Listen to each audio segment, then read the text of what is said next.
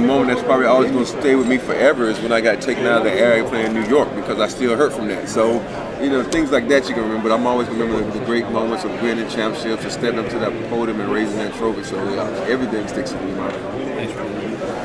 Robert, what do you think of this Rocket squad, this young Rocket squad right now? It's a very explosive squad. I love watching them play.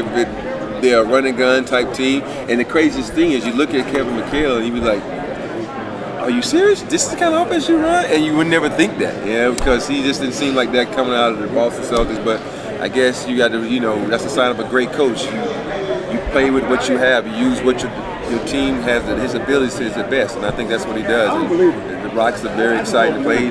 James Harden has emerged as one of the best players in the game, and their defense, doesn't get enough credit, but Sheik's back there, holding down the fort for him. What do you think about Chandler Parsons, the way he's playing and the level of intensity he plays with? He's my favorite.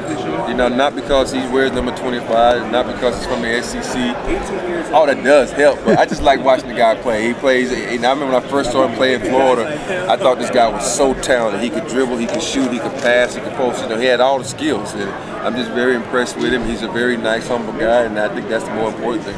Every player that I've talked to so far today, past, present, they ask him about Chandler Parsons. They all say immediately, he's my favorite. Is that just a universal thing? I think it's the number 25 that blinds you. It makes you love you. But even if you watch guys play, you can play. He's not as talented as James Harden, but when you watch the guys, he gives you everything you got. Not saying that James doesn't. Not saying that. I get in enough trouble saying things nowadays. But he just goes out there and you give it. He plays with a love.